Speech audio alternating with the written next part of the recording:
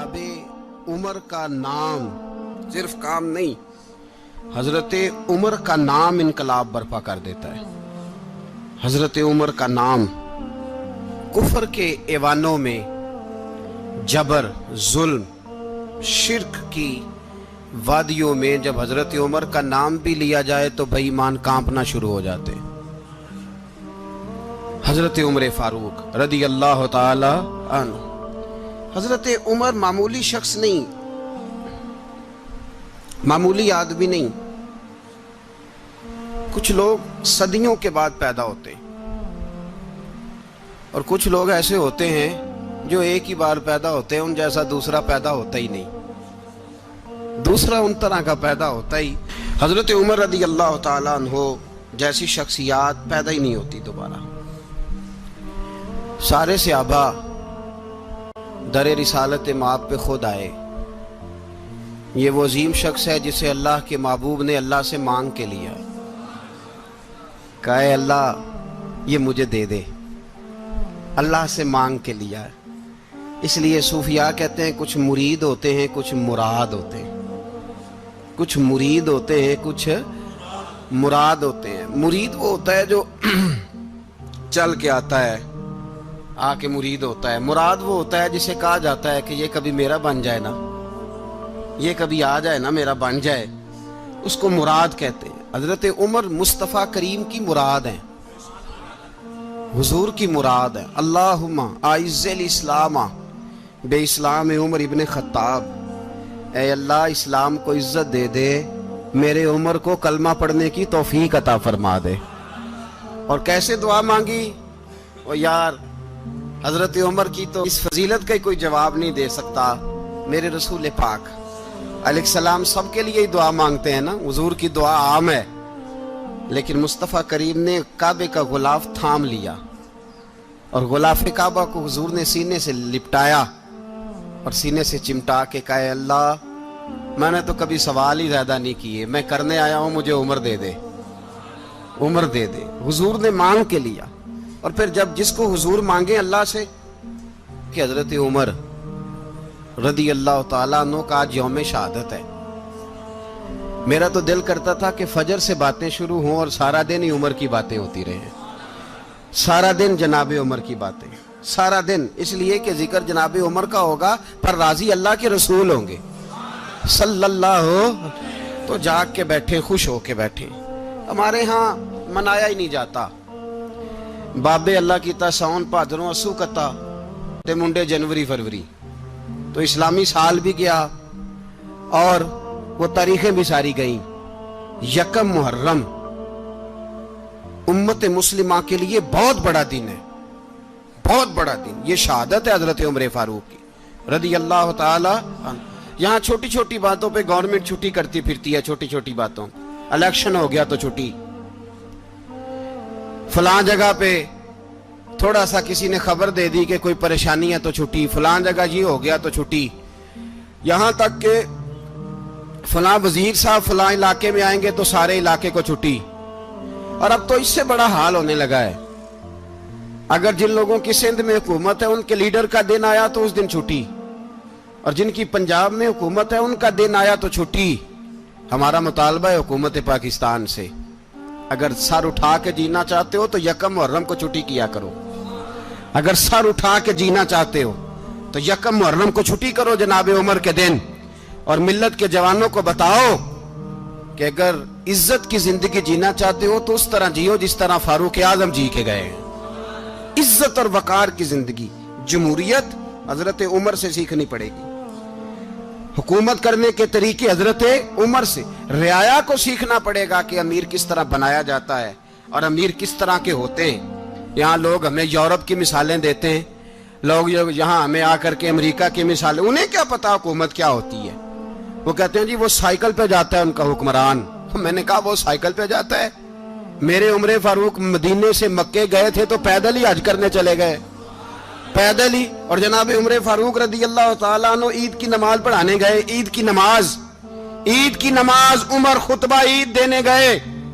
और इस जमाने में कौन सा गरीब है जो नंगे पांव जाता हो کون سا غریب ہے جو مسجد ننگے پاؤں جاتا ہو؟ لوگوں نے تو 3 قسم کی چپلیں رکھی ہوئی ہیں، ایک مسجد جانے کی علیحدہ ہے، گھر پہننے کی علیحدہ ہے، شادی بیاہ پہ جانے کی چپل علیحدہ ہے۔ حضرت عمر فاروق رضی اللہ تعالیٰ عنہ نکلے عید کا خطبہ دینے کے لیے، تو بیوی سے کہنے لگے جوتا، اس نے کہا صاحب اتنی دفعہ ٹوٹا ہے اب گانٹھا نہیں جا سکتا، اتنی دفعہ ٹوٹا ہے کہ اب دوبارہ پیمند نہیں لگ سکتے۔ تو حضرت عمر کہنے لگے چل کوئی حرج نہیں، بغیر جوتے کے ننگے پیر ہی چلتے ہیں، کوئی حرج نہیں۔ تو کہنے لگے لوگ کیا کہیں گے؟ فرمایا چپ کر، لوگ جس دن عمر نے یہ دیکھ لیا نا لوگ اس کے بارے میں کیا کہتے ہیں، اس دن عمر نہیں رہے گا۔ تو کہا پھر آپ کا نظریہ کیا ہے؟ فرمایا میرا نظریہ یہ ہے کہ رب رسول میرے بارے میں کیا کہتے ہیں، لوگوں کا کیا ہے؟ لوگ کل کسی کے بارے میں کچھ کہتے ہیں اور پرسوں کچھ کہتے ہیں، میرا نظریہ یہ ہے کہ رب رسول میرے بارے میں ننگے پیر عمر جا رہے ہیں۔ کون جی؟ میں بڑا ماڑا۔ اچھا جناب، کیا غربت ہے؟ 10 قسم کے جوڑے لٹکے ہوئے ہیں کمرے میں، اور پہننے کی فرصت نہیں، سویرے کیا پہننا ہے، شام کیا پہننا ہے، 15 سوٹ کٹھے استری ہو کے لانڈری والا بھیج رہا ہے، اور تو غریب ہے، تو بہت بڑا غریب ہے۔ اس لیے کہ غربت پیسوں کی وجہ سے نہیں ہوتی، غربت تو دل کی ہوتی ہے۔ تو واقعی بڑا غریب ہے اور تو غریب ہی رہے گا۔ امیر تو عمر فاروق تھے جو ننگے پاؤں چلے گئے عید کی نماز پڑھانے، تو رستے میں جو ملا کہنے لگا عمر جوتا تو پہن لو۔ فرمایا تمہیں عمر کا جوتا نہ پہننے کا نقص تو نظر آیا ہے، کوئی حرج نہیں، اگر عمر کو کبھی بتانا ہوا تو وہ والا نقص بتانا جو عمر کی سیرت میں پیدا ہو، کردار میں پیدا ہو، وہ والا نقص بتانا، یہ چھوڑو جوتے آتے جاتے رہتے۔ ننگے پاؤں گئے، پاؤں دھوئے، نماز پڑھائی، لوٹ آئے۔ او بھائی یہاں تو ہمارا بناؤ سنگار اترنا، جتنی توجہ کپڑوں کی طرف ہے اتنی توجہ کبھی ہماری علم کی طرف ہوتی نا، جتنا ذوق شوق ہمارا بناؤ سنگار کی جانب ہے، اتنا بناؤ سنگار کبھی ہمارا اخلاقیات کی جانب ہوتا تو معاملات بڑی حد تک سنورے ہوئے ہوتے۔ حضرت سیدنا فاروق اعظم رضی اللہ تعالی اپنی زندگی کو ترتیب دیا، ایک دن بھی خلافت نہیں مانگی اللہ سے۔ حضرت عوف بن مالک اشجعی ایک صحابی ہیں، حضرت عوف بن مالک رضی اللہ تعالیٰ عنہ فرماتے ہیں کہ جناب ابو بکر صدیق کا زمانہ تھا تو میں نے خواب دیکھا، میں نے خواب میں جناب عمر کو دیکھا، اور میں نے دیکھا کہ کوئی کہنے والا کہہ رہا ہے کہ عمر وہ ہے کہ اللہ کے رستے میں کوئی اسے جتنا مرضی برا بھلا کہے یہ پرواہ نہیں کرتا۔ کس کے رستے میں؟ بولے سارے۔ اس کا مطلب ہے اللہ کے رستے میں لوگ برا بھلا بھی، قرآن مجید نے کہا وَلَا يَخَافُونَ لَوْمَةَ لَائِمٍ، کچھ لوگ ایسے ہیں جو برا بھلا کہنے والوں کی پرواہ نہیں کرتے۔ آپ یقین کریں اگر پرواہ شروع ہو جائے نا تو دین کا کام ختم ہو جائے، نہ کوئی تقریر کرے، نہ کوئی تدریس کرے، نہ کوئی پیری مریدی کرے، ختم ہو جائے اگر باتوں کی پرواہ ہو۔ لیکن وہ پرواہ، حضرت عوف بن مالک اشجعی کہتے ہیں میں نے خواب میں دیکھا کہ عمر وہ ہے جو کسی کی پرواہ، اور دوسری بات میں نے یہ دیکھی کہ عمر خلیفہ بنے گا، اور تیسری بات میں نے خواب میں یہ دیکھی کہ عمر شہید بھی کیا جائے گا، عمر شہید بھی ہوگا۔ یہ میں نے 3 باتیں خواب میں دیکھی۔ فرماتے ہیں میں نے آ کے خواب حضرت ابو بکر صدیق کو سنائی، وہ خلیفہ تھے، وہ کہنے لگے ٹھہر جا میں عمر کو بلاتا ہوں، اس کے سامنے دوبارہ سنانا، اس کے سامنے۔ فرماتے ہیں میں نے بلایا حضرت عمر فاروق کو، آ کے بیٹھے، خواب شروع ہوا۔ کہا ایک بات تو میں نے یہ دیکھی کہ آپ ملامت کرنے والے کی پرواہ نہیں کرتے، دوسرا آپ خلیفہ بنے گے۔ جناب عمر کہنے لگے چپ کر، ابو بکر کے سامنے ہی کہہ رہا ہے، چپ کر، خلیفہ کے سامنے ہی کہہ رہا ہے۔ تو حضرت ابو بکر صدیق کہنے لگے عمر اسے کہنے دو، مجھے لگتا ہے رب کی رضا یہی ہے کہ میرے بعد اگر مصطفیٰ کا منبر ملے تو عمر کو ملے، اسے کہنے دو۔ یار یہاں تو لوگ ڈینگے مارتے ہیں، یہاں تو لوگ دعوے کرتے ہیں میرے سامنے فلانے کو بھی بٹھاؤ، فلانے کو بھی بٹھاؤ، اس کو کیا پتا، اس کو کیا پتا، یہ تو بڑکے مارنے کا دور ہے۔ حضرت عمر رضی اللہ تعالیٰ عنہ کو تیسری بات کہی، حضرت عوف بن مالک نے کہا آپ شہید کیے جائیں گے، میں نے خواب دیکھی ہے۔ نیک لوگوں کے خواب بڑی حد تک سچے ہوتے ہیں، کہا میں نے خواب دیکھی ہے۔ تو حضرت عمر کہنے لگے شہید تو دلیر لوگ ہوتے ہیں، شہید تو دلیر، جسے سارا زمانہ دلیر کہہ رہا ہے وہ اپنے بارے میں کیا کہہ رہے ہیں؟ کہتے ہیں شہید تو میں تو کاہل سا آدمی ہوں، سست آدمی ہوں، میں تو اتنا کام ہی نہیں کرتا، تو یہ خواب تو نے جو دیکھا ہے نا پھر سے دیکھنا۔ تو ابو بکر صدیق فرمانے لگے عاجزی نہ کر، انکساری نہ کر، تو جو کہہ رہا ہے ٹھیک کہہ رہا ہے، لیکن مجھے سن کے شکر بھی ہوا ہے اور افسوس بھی ہوا ہے۔ افسوس اس بات کا کہ تیرے جیسا بطل عظیم چلا جائے گا، اور شکر اس بات کا کہ رب تجھے زندگی بھی اعزاز والی دے گا، اور شہادت کی موت دے کے اللہ تجھے موت بھی عزت والی عطا فرمائے گا۔ اللہ موت بھی تجھے عزت والی دے گا، تجھے کاہلوں جیسی موت اللہ۔ حضرت فاروق اعظم رضی اللہ، او بھائی یہاں تو اس زمانے کا سب سے بڑا مسئلہ پروٹوکول ہے۔ لوگوں کو پتا ہوتا ہے کامل پیر ہے، کامل مرشد ہے، لوگ نہیں جاتے۔ میں کسی کا مرید ہو جاؤں، میرا پروٹوکول کدھر گیا؟ پتا ہوتا ہے یہ کامل استاد ہے، میں اس کے پاس بیٹھوں گا تو میری تربیت کرے گا، لیکن لوگ شاگرد نہیں بنتے۔ میں کدھر گئی؟ یہ جو پروٹوکول کی مصیبت ہے نا، اس نے بڑے بڑے لوگ زیرو کر دیے، بڑے بڑے لوگ۔ اور یہ مت سمجھے کہ آپ کا وزیر اعظم پروٹوکول لیتا ہے یا آپ کا صدر پروٹوکول، وزراء، ایسی کوئی بات نہیں۔ ہم چھوٹے طبقے سے لے کر بڑے سارے پروٹوکول کے قائل ہیں۔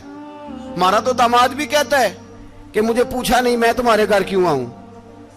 ہمارا تو بھائی ہر شخص اعلان کرتا ہے پروٹوکول کا، فلانے نے عزت نہیں دی تو واپس آ جاؤ، فلانے نے سلوٹ نہیں کیا تو واپس آ جاؤ۔ لوگ جہاں سلوٹ کرنا چاہیے وہاں بھی سلوٹ کرانے کے قائل ہیں۔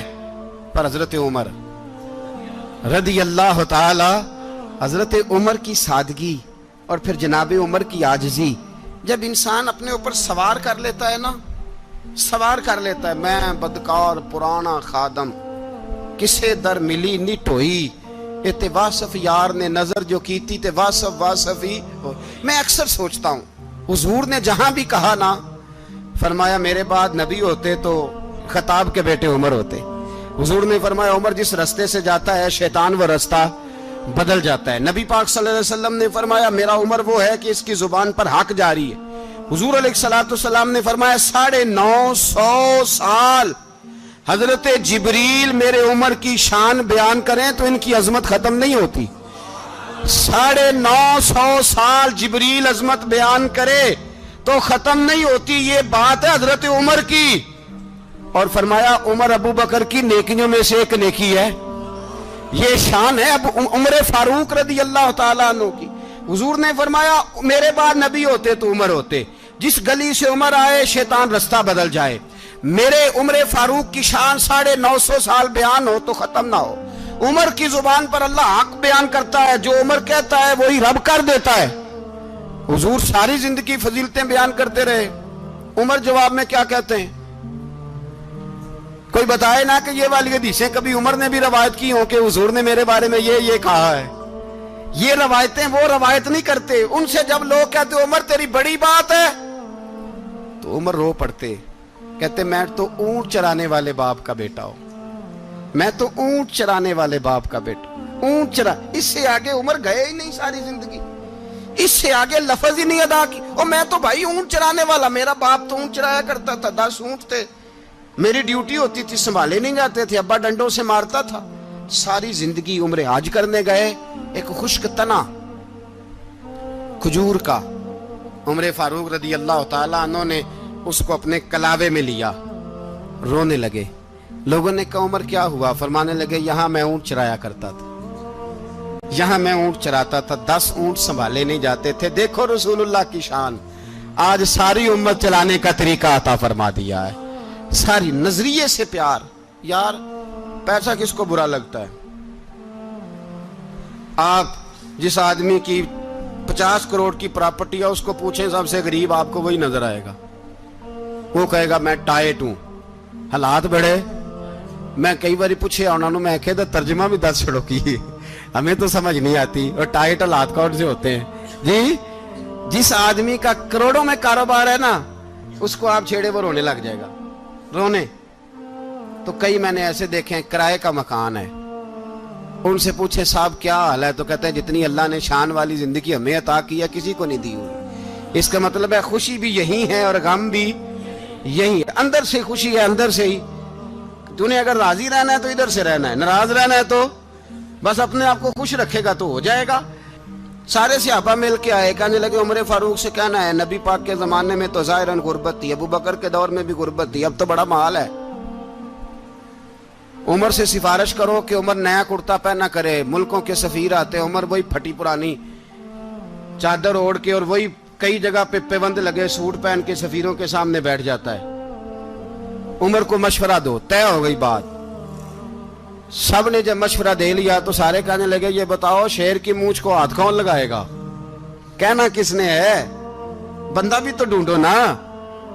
نے کہا جناب میرا یہ خیال ہے کہ مولا علی شیر خدا کہیں گے، کیونکہ جس شخص کی عمر کو سب سے زیادہ حیا کرتے دیکھا وہ شیر خدا مولا علی ہے رضی اللہ تعالی علی کہیں گے، اس لیے کہ جناب علی تو کئی دفعہ جب گفتگو کرتے تھے تو حضرت عمر چپ کر جاتے تھے اور فرماتے تھے علی نہ ہوتا تو میں ہلاک ہو جاتا، تو کہا علی سے کہو۔ جناب علی شیر خدا کو بلایا، کس کام کے لیے؟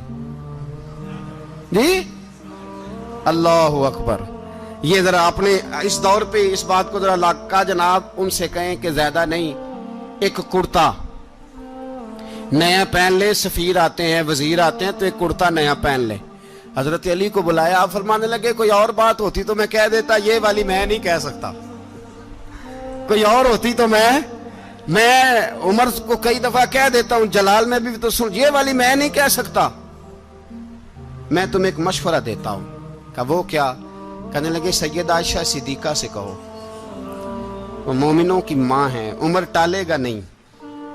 اماں جی سے جا کے کہا اماں جی نیا کرتا عمر سے کہیں پہن لیں، وزیر آتے ہیں بڑے بڑے لوگ تو چلو کوئی حرج نہیں۔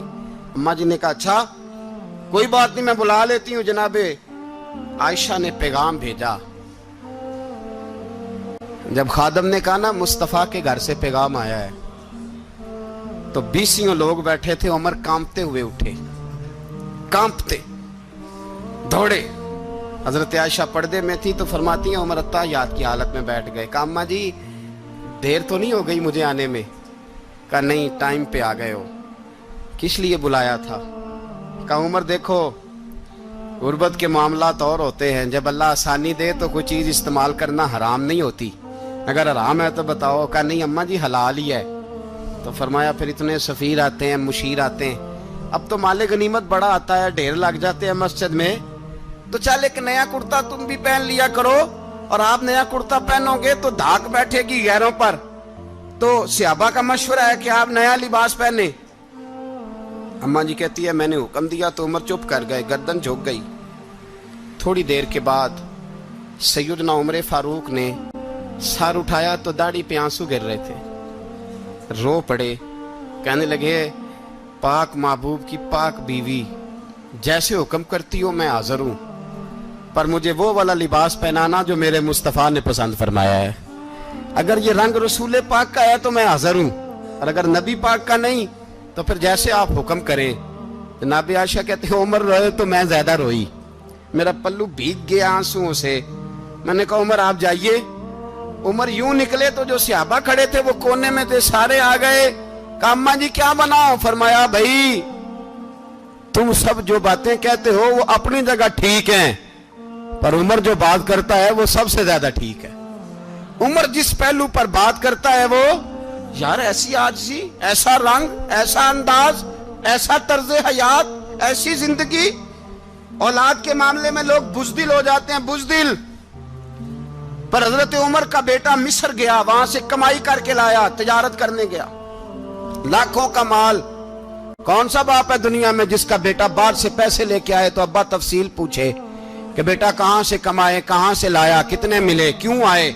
کون سا باپ تفصیل پوچھتا ہے؟ ابا تو کہتا ہے لا صحیح، اور تعریفیں کرتا ہے میرا بیٹا بڑی کمائی کرتا ہے۔ کبھی پوچھا ہے اس سے کہ ڈیوٹی صحیح دیتا ہے کہ نہیں؟ کبھی پوچھا ہے کہ تو ایمانداری کی روزی لاتا ہے کہ حرام کی کماتا ہے؟ یہ باپ کی ذمہ داری ہے، یہ اماں کی ذمہ داری ہے۔ پھر کہتا ہے بیماری کیسے آ گئی، پریشانی کیسے آ گئی؟ تو نے کبھی سوال کیا اپنی اولاد سے؟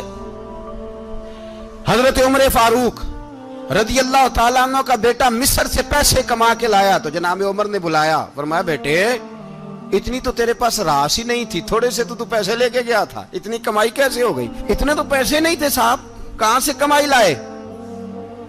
اس نے کہا ابا جی وہ جو میرے چچا ہے نا مصر کے گورنر، آپ کے دوست، انہوں نے میری مدد کی ہے. فرمایا جتنے لوگ گئے تھے سب کی ہے مدد اس نے؟ کہا نہیں صرف میری کی. فرمایا تیری کیوں کی؟ تیری کیوں کی؟ کہا حضور آپ کے دوست ہیں. فرمایا چپ کر حضور انہوں نے مجھے اتنے پیسے دیے, میں نے کاروبار میں ڈالے تو نفع آیا تو میں ان کی رقم دے کے. فرمایا خاموش ہو جا, باقی جتنے لوگ گئے تھے سب کی مدد کی اس نے؟ کہا نہیں حضور صرف میری کی. فرمایا اس نے تیری مدد نہیں کی, اس نے خلیفہ کے بیٹے کی مدد کی, اس لیے کہ وہ خلیفہ کو اپنے حق میں نرم کر سکے. فرمایا آدھا مال تیرا ہے, آدھا مال غنیمت کا ہے, مال خزانہ کا ہے, مسلمانوں کا ہے, اس لیے کہ تو جو وہاں سے مال کما کے لایا ہے وہ اپنے باپ کے خلیفہ ہونے کی وجہ سے کما کے لایا ہے, لہذا رکھ ادھر. یہاں کہتے ہیں کدھر سے آیا, کیسے آیا, کون سا حساب دیں, کیا کریں؟ او بھائی حضرت عمر رضی اللہ تعالیٰ عنہ کا اپنی اولاد کے بارے میں یہ رنگ ہے. ایک جنگ سے نا خوشبو آئی, خوشبو بڑی مہنگی ہوتی تھی, عرب میں خوشبو آج بھی بڑی مہنگی ہے, وہ زیادہ استعمال کرتے ہیں. میری باتوں کی سمجھ آ رہی ہے میرے بھائی؟ بڑی مہنگی خوشبو تھی. جب وہ خوشبو آئی تو حضرت عمر نے کہا, گھر میں پہلے پہنچی حضرت عمر کے, چونکہ زیادہ عورتیں استعمال کرتی تھی گھر کے اندر خوشبو, مرد بھی لگاتے تھے. حضرت عمر نے اپنی بیوی سے کہا, آپ کی زوجہ جو تھی وہ بڑی خوشبو کو پسند کرتی تھی. حضرت عمر نے اپنی زوجہ سے کہا کہ خوشبو لاؤ, میں نے ایک عورت کی ڈیوٹی لگائی ہے, وہ خوشبو تول کے نا تو بھائیسا برابر صحابہ میں بانٹ دے گی. تو آپ کی زوجہ کہنے لگی کسی بی بی کی ڈیوٹی لگانے کی کیا ضرورت تھی, میں جو موجود تھی میں بانٹ دیتی ہوں تول کے بھائیسا برابر. آپ نے فرمایا نہیں تو رہنے دے, اور فلانی بی بی بانٹے گی. کہا حضور میں نے بھی بانٹنی ہے, میرے پہ کچھ حق ہے؟ آپ نے فرمایا نہیں تو تفصیل نہ پوچھ, تو خوشبو دے دے, کوئی اور بانٹے گی. خاتون خانہ تھی نا, کہنے لگی نہیں مجھے بھی آج آپ کو بتانا ہی پڑے گا کہ کوئی جو بانٹ سکتی ہے تو میں کیوں نہیں بانٹ سکتی.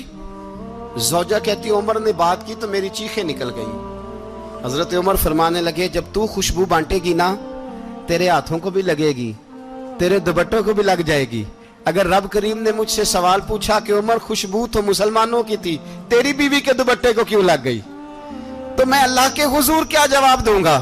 اگر اللہ نے یہ سوال کیا کہ تیری بیوی نے کیوں لگائی, وہ تو حصہ تھا مسلمانوں کا, تو نے تیری بیوی نے کیوں لگائی؟ تو فرمایا میں نہیں چاہتا کہ اللہ کے حضور مجھے اور تجھے باز پرس ہو, لہذا کسی اور کو بانٹنے دے.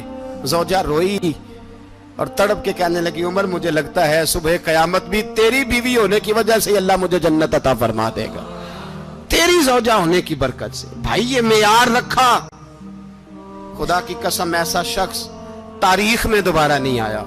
اتنا بڑا آدمی, اتنا بڑا شخص, اتنا بڑا آدمی, اور پھر رنگ یہ ہے کہ عمر 22 لاکھ مربع میل کا حکمران, 22 لاکھ, اور کھجور کے درخت کے نیچے مٹی کا ڈھیلا لے کے سو گئے ہیں, پرواہ کوئی نہیں, کوئی مسئلہ ہی نہیں. 2 غلام ساتھ بیٹھے تو ایک روٹی حضرت عمر نے گھر سے منگوائی, تھوڑا سا سرکہ, تو غلام کہنے لگے ہم نے بھی کھانی ہے. فرمایا کوئی حرج نہیں, روٹی کو پیٹ بھر کے کھانا ضروری تو نہیں, 3 حصوں میں بانٹ لیتے ہیں.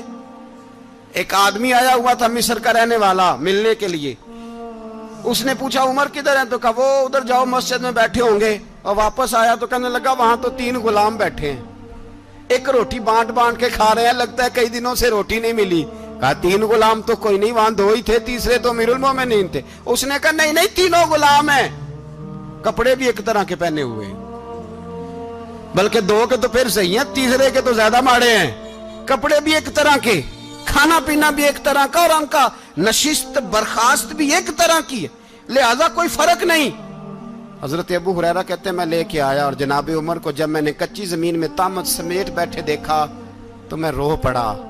میں نے اس مصر سے آنے والے کو کہا تو اس کے جلوے دیکھ, اگر اس کی ذات میں اتنا حسن ہے تو محمد عربی کا مقام کیا ہوگا. یہ مقام غور ہے, مقام غور. 10 محرم کو لوگ دیگے پکائیں گے نا, نہیں پکانی ہے, کوئی بول دے نہیں, ہاں نہ نہیں کر دے, پروگرام بدلیا تو نہیں دی عید کی کہ وہی کام شروع ہوا ہے لات ٹائٹ ہونے والا. کیوں جی, پکنی ہے نا دیکھیں 10 محرم کو انشاءاللہ تعالی, ہم بھی پکائیں گے انشاءاللہ, یہاں بھی پروگرام ہوگا. تو 10 محرم کو جو دیگ پکنی ہے تو ایسا نہیں ہو سکتا کہ 1 محرم کو حضرت عمر کے نام کی بھی کوئی پک جائے. اگر امام حسن حسین کے نام کی دیگیں پکے تو جو امام حسن حسین کے سے پیار کرنے والے ہیں، جو امام حسن حسین سے، ہم لوگوں نے بھی عجیب رٹا اپنایا ہے نا، ہم لوگ بات کا ایک پہلو دیکھتے ہیں دوسرا نہیں دیکھتے۔ حضرت امام حسن اور حسین کو بھی نبی پاک نے شہید کہا، اور جناب عمر کو بھی رسول اللہ نے خود شہید فرمایا، فرمایا شہید ہے، خود فرمایا اپنی زبان سے کہ یہ شہید ہے، خود میرا عمر شہید ہے۔ تو ان کے نام کی دیگ نہیں پکنی چاہیے، اس طرف نہیں ہماری توجہ ہونی چاہیے۔ اور اہل بیت نبوی، یہ بات میں پہلے بھی کرتا ہوں، آج پھر کرنا ضروری سمجھتا ہوں، اہل بیت کا پیار، سن لو کان کھول کے، اہل بیت کا پیار اگر ہمیں کسی نے سکھایا ہے تو سیدنا عمر فاروق نے سکھایا ہے۔ اہل بیت نبوت کی محبت اگر کسی نے سکھائی ہے تو کس نے سکھائی ہے؟ بول کے بتائیے، حضرت عمر نے۔ اہل بیت کا پیار ہمیں حضرت عمر نے بول کر کے سکھایا ہے۔ بھائی یاد رکھیں، کسی کی طاقت نہیں تھی دم مارنے کی حضرت عمر کے سامنے، طاقت ہی نہیں تھی، کیسر و کسرا کانپ جاتے تھے، جرأت ہی نہیں کرتے تھے حضرت۔ اور ہمارے تو تعلقات بڑے ہیں نا غیروں سے۔ حضرت ابو موسیٰ اشعری رضی اللہ تعالیٰ عنہ فرماتے ہیں میرا منشی سائی تھا، وہ کاتب کہتے تھے وہ لوگ، میرا حساب کتاب عیسائی تھا۔ تو فرماتے ہیں ایک دن میں نے وہ سارا حساب کتاب لین دین کے حضرت عمر کو دکھائے تو فرمانے لگے جس نے لکھے ہیں اس کو بلاؤ۔ کہنے لگے حضور مسجد نہیں آ سکتا۔ کیوں نہیں آ سکتا؟ کہنے لگے وہ عیسائی ہے۔ کہتے ہیں حضرت عمر جلال میں آ گئے۔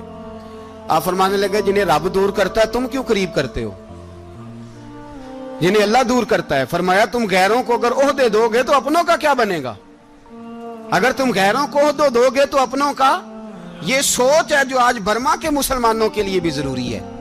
کہا اگر تم غیروں کو عہدے دو گے تو اپنوں کا۔ ہم نے غیروں کو عہدے دیے تو دیکھا نا اپنے کس طرح کاٹے جا رہے ہیں۔ غیروں کو جو عہدے دے دیے یرانے سارے غیروں سے، روز دعویٰ ہوتا ہے چین ہمارا سجن ہے، چین ہمارا دوست ہے۔ او بھائی دوست ہے تو اس سے کہو نا کہ برما تو تمہاری ایک چھوٹی سی ریاست ہے، چین کے بغیر تو وہ سانس بھی نہیں لے سکتا، اس کو کہو نا اس حکومت پہ دباؤ ڈالے۔ لیکن ہم لوگوں نے غیروں کو عہدے دیے تو اپنے پس گئے۔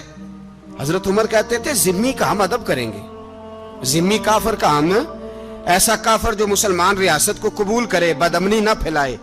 ایک آدمی کو آپ نے دیکھا آنکھوں سے نابینا ہے اور بھیک مانگ رہا ہے، تو حضرت عمر کو نظر آ گیا، فرمایا کون ہو؟ اس نے کہا میں یہودی ہوں۔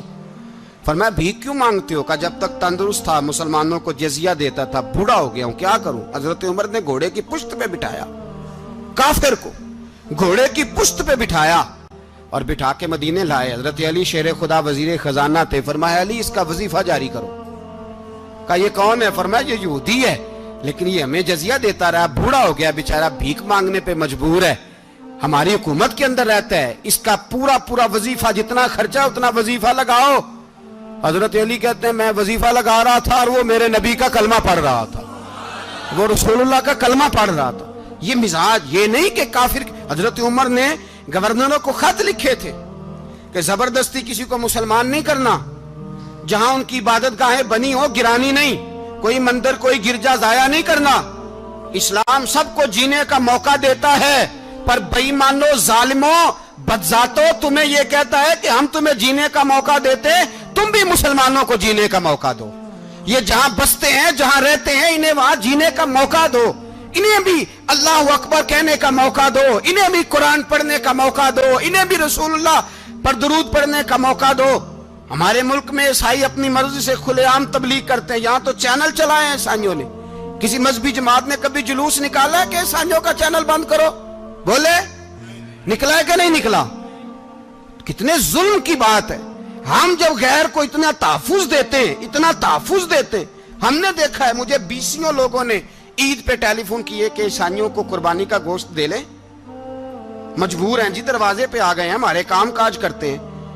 بیسیوں لوگ، عام آدمی کے دل میں ان کا اتنا جذبہ ہے، وہ مسائل کا بیان کرنا ایک علیحدہ بات، لیکن ہمارے دل کافر کے حق میں بھی نرم ہو جاتے ہیں۔ تم کس قدر زیادہ بے ایمان ہو اور کفر کس قدر زیادہ ذلیل ہو گیا ہے کہ مسلمان کے حق میں نرم ہوتا ہی نہیں۔ اور اس سے بڑے ذلیل وہ ہیں جو ان ذلیلوں کے سپورٹر ہیں، وہ کسی عرب ملک کے حکمران ہو یا کسی اور جگہ کے، وہ بڑے ذلیل ہیں جو ان ذلیلوں کے سپورٹر ہیں، جو برما کی بچیوں کے قتل پر اپنی حکومتیں چمکا رہے ہیں۔ نے شرم نہیں آتی، اس قدر مسلمان تڑپا ہے، لیکن ان بے غیرتوں کو ذرا ہوش نہیں آئی، اور یہ ان کے کماش، ان کے دلال جو ہر جگہ ان کی سپورٹ کر کے اپنی حکومتیں قائم کرتے ہیں، بے ایمانوں کو پتہ نہیں کہ کب ان پر اللہ کا عذاب اترے گا اور کس طرح ان کے پرخشے اڑیں گے۔ تمہیں اپنی ذلت اور رسوائی نظر نہیں آ رہی کہ زمین کس طرح تمہارے لیے تنگ ہو گئی ہے؟ اس سے زیادہ اور تمہاری رسوائی کیا ہوگی؟ ڈرو اللہ سے، اور یہ تو دنیا کا عذاب ہے۔ ان بطش ربک لشدید، میرا رب کہتا ہے قیامت تو قائم ہونے دے، اتنا سخت تیرے رب کی پکڑ ہے، اتنی کسی دوسرے کی ہو سکتی؟ یاد رکھیں اور تھوڑا احتیاط کریں ہم سب لوگ بھی، جو ہم لوگ آدھی زبان بول کے بھی ان کی سپورٹ کرتے ہیں۔ اب شرم آنی چاہیے ہمیں ان حکومتوں کی سپورٹ کرتے جو مسلمانوں کی لاشوں کے اوپر حکومتیں قائم کرتے ہیں، شرم آنی چاہیے۔ بہرحال بات دور نکل جائے گی اور میں اپنے مضمون پہ رہتا ہوں۔ اہل بیت کا پیار اگر سکھایا ہے تو جناب عمر نے سکھایا ہے رضی اللہ تعالی عنہ، امام حسن ملنے۔ آپ یقین کریں میں جب اس واقعہ کو پڑھتا ہوں تو میرا دل جھوم جاتا ہے۔ میں کہتا ہوں یار ڈاڈا ہونا اپنی جگہ پہ، عشق ہونا اپنی جگہ پہ، انسان کا باوقار ہونا اپنی جگہ، جہاں کھڑے ہونا تھا وہاں یہ کھڑے ہوتے تھے، اور جہاں جھکنا تھا وہاں یہ ان لوگوں میں اقبال نے کہا تھا تیری نگاہ ناز سے دونوں مراد پا گئے، عقل غیاب و جستجو، عشق حضور و اضطراب۔ جہاں اگر آیا ہے سامنے کیسر و کسرا تو عمر جیسا دلیر کوئی نہیں، اگر سامنے آیا ایران کا بادشاہ تو عمر جیسا تگڑا کوئی نہیں، اگر آیا ہے سامنے غسان کا بادشاہ تو عمر جیسا عادل کوئی نہیں، لیکن اگر علی کا بیٹا آیا ہے، اگر فاطمہ کے لال پارے آئے ہیں تو پھر فاروق اعظم سے جیسا محب کوئی نہیں، پھر ان سے جیسا پیار کرنے والا کوئی نہیں۔ اندر بیٹھے ہیں جناب عمر، اندر تنہائی میں کچھ وزیروں سے گفتگو ہو رہی ہے، میٹنگیں جاری ہیں۔ آپ کے بیٹے ملنے آئے جناب عبداللہ ابن عمر، ابا جی ملنا ہے، بات ٹھہرو بات کر رہا ہوں، کوئی نہ اندر آئے۔ صاحبزادہ باہر کھڑا ہے، تھوڑی دیر گزری تو امام حسن بھی آ گئے۔ کون آئے؟ آپ کو جو ملے گا امام صاحب کا نام لینے سے، وہ سردار ہیں جنتیوں۔ کون آئے؟ سارے بولیے امام حسن، تیری نسل پاک میں ہے بچہ بچہ نور کا، تو ہے نے نور تیرا سب گھرانہ۔ امام حسن آئے تو حضرت عبداللہ ابن عمر کو دروازے پہ کھڑے دیکھا، کہا امیر المومنین کہاں ہیں؟ کہنے لگے حضرت عمر کے بیٹے۔ کہنے لگے وہ اندر بیٹھے، کچھ میٹنگ ہو رہی ہے، اور انہوں نے کہا کوئی اندر نہ آئے، لیکن آپ جانا چاہیں تو چلے جائیں، آپ جانا چاہیں تو، تیری نسل پاک میں ہے بچہ بچہ نور، آپ جانا چاہیں تو چلے جائیں۔ تو انہوں نے کہا جب آپ باہر کھڑے ہیں تو مجھے کوئی اتنا ضروری کام نہیں، اور ابھی زور کی نماز تھوڑی دیر میں ہوگی، میں مسجد میں مل لوں گا امیر المومنین سے۔ یہ بات کہہ کہ امام حسن چلے گئے۔ یار اتنی بڑی بات نہیں تھی، اتنی بڑی بات نہیں تھی۔ وہ میرے استادوں کا بیٹا بھی آئے تو کہا ٹھیک ہے جی وہ سوئے ہوئے ہیں، کوئی غرض نہیں یار میں ٹھہر کے آ جاؤں گا، کوئی بڑی بات نہیں تھی، دیکھا جائے تو بڑی بات نہیں تھی، پر بات بہت بڑی تھی، اس لیے کہ یہ خالی حسن نہیں، یہ حسن ابن علی ہے، یہ حضرت فاطمہ کے لخت جگر۔ حضرت عمر باہر نکلے، عبداللہ ابن عمر سے پوچھا کوئی آیا تو نہیں؟ تو کہا حضور امام حسن آئے تھے۔ تو کہا پھر شہزادے کو اندر کیوں نہیں بھیجا؟ کہا میں نے کہا تھا۔ وہ کہنے لگے اگر امیر المومنین مصروف ہیں تو میں ظہر میں مل لوں گا۔ حضرت عمر رونے لگے، فرمایا بیٹے تو نے اچھا نہیں کیا۔ پھر مسجد نہیں گئے، سیدھے امام حسن کے دروازے دستک دی، امام حسن باہر آئے، کہا شہزادے آئے تھے تو ملے کیوں نہیں؟ تو امام حسن کہنے لگے حضور آپ کا اپنا بیٹا دروازے پہ کھڑا تھا، آپ کا اپنا بیٹا دروازے پہ کھڑا تھا، اور منع بھی کیا تھا آپ نے تو میں زور میں مل لیتا۔ حضرت امام حسن فرماتے جوش جذبات میں جناب عمر نے سر سے پگڑی اتار دی، جوش جذبات میں کہنے لگے حسن میرے بیٹے کا اور آپ کا کیا مقابلہ؟ کیا اس کی ماں کا نام فاطمہ الزہرا ہے؟ کیا اس کی نانی کا نام ختیجۃ الکبریٰ ہے؟ کیا اس کے نانے کا نام محمد مصطفیٰ ہے؟ آپ کا اور اس کا کیا مقابلہ؟ پھر رو پڑے اور کہنے لگے بیٹے میں مکے کے صحراؤں میں اونٹ چرایا کرتا تھا، یہ جو میرے سر پر عزت کے بال ہیں یہ تیرے نانے کے اگائے ہوئے، میں مکے کے خبردار شہزادے خبردار۔ او بھائی اہل بیت نبوت کے ادب کا رنگ اگر سکھایا ہے تو سیدنا عمر نے سکھایا ہے۔ حضرت عمر فاروق اتھارٹی ہے، اسلام کی اتھارٹی، یکم मुहर्रम हजरत उमर की शहादत है। यहूदी बोल उठा, काफिर बोल उठा, अगर 6 महीने उमर दुनिया में और रहते तो दुनिया में कोई काफिर मौजूद न होता। 6 महीने। और जब इस बतले जलील का जनाजा उठा, अल्लाह, बुखारी पढ़िए ना, अल्लाह मरजुकना शहादतन फी सबीलिक, अल्लाह बिस्तरे की मौत ना देना, शहादत की देना। उमर शहीद हुए, मस्जिद नबी में नमाज पढ़ाते, और जब जनाजा उठा तो मदीने का फिर पीछे जो दलेर बचे वो मौला अली थे। मौला अली, जनाब उमर का जनाजा उठा तो सबसे पहली हाय जो निकली वो हजरत अली की जुबान से निकली, और हजरत अली सारी दाढ़ी आंसुओं से भर गई। लोगों ने कहा कि अली क्या हुआ? फरमाने लगे, तुम देख नहीं रहे जनाजा किसका उठा है? पलट के देखो तो सही, तुम पता नहीं ये कौन गया है? हुजूर क्या हुआ? अब फरमाने लगे, उमर इस तरह के काम करके गया है, अब इनके रस्तों पे कौन चलेगा? कौन इसके जिगर राहे वफा में? मैं नक्श ऐसे छोड़ आया हूँ, मैं जिस मंजिल से गुजरा हूँ वो अब तक याद करती है। हजरत अली हजरत उमर के जनाजे पे खड़े होकर कहते हैं, अल्लाह मुझे उस तरह के अमल करने की तौफीक दे जिस तरह की उमर करके गया। मेरे भाई, बतले अजीज, बतले हुर्रियत हजरत उमर रदी अल्लाह ताला अन्हो, जो अपनी जिंदगी इनकलाब वाली गुजार के गए। उमर जब दुनिया से गए तो 80 दिनार का कर्जा था, 22 लाख मुरब्बा मील का हुक्मरान। और अपने बेटे से कहने लगे, बेटे कोशिश करना तेरे खानदान वाले मिलके मेरा कर्जा उतार दे, मेरी कब्र पे बोझ ना रहे। और अगर खानदान वाले मदद न करें तो मेरे दोस्तों से बात करना, वो मदद न करें तो फिर अली से बात करना। इनका प्यार आपस में इतना, और तू इख्तलाफ साबित कर रहा है। 80 दिनार का कर्जा छोड़कर हजरत उमर दुनिया से गए, और जाती दफा कह गए, मेरे बाद मेरे बच्चों को हुकूमत के मशवरे में भी शामिल ना करना, हुकूमत के मशवरे में भी मेरी औलाद शामिल ना हो। इतना बड़ा शख्स इतना बड़ा रंग दे के यकम मुहर्रम को जब उम्र फारूक का विसाल हुआ तो बेटे से कहने लगे, अम्मा आयशा से जाके कहो मेरा भी नबी पाक के रोजे में दफन होने को दिल करता है। एक कब्र की जगह है, अम्मा जी ने अपने लिए रखी है, बुखारी है बुखारी। हजरत आयशा के पास साहबजादे गए, कहने लगे, अम्मा जी उमर को जख्म लग गया है, हालत बड़ी परेशानी वाली है। वो कहते हैं, अगर अम्मा इजाजत दे। सैयद आयशा रो पड़ी, फरमाने लगी कि वो अपनी कब्र की जगह तो नहीं ना किसी को देता, पर उमर ने कमाल ही बड़ा किया। उसे कहो जाओ गुंबद खजरा में कयामत तक जो मुस्तफा पे और अबू बकर पे सलाम पड़ेगा वो तुझ पे भी सलाम पढ़ के जाएगा। जाओ, मैंने जगह दी।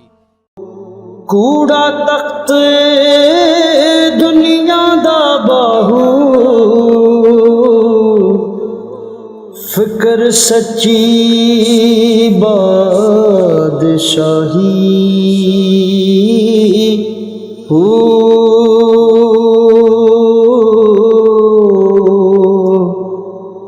जिस दिल से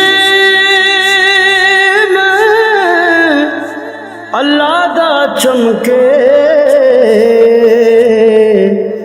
इश्क भी करदा हले।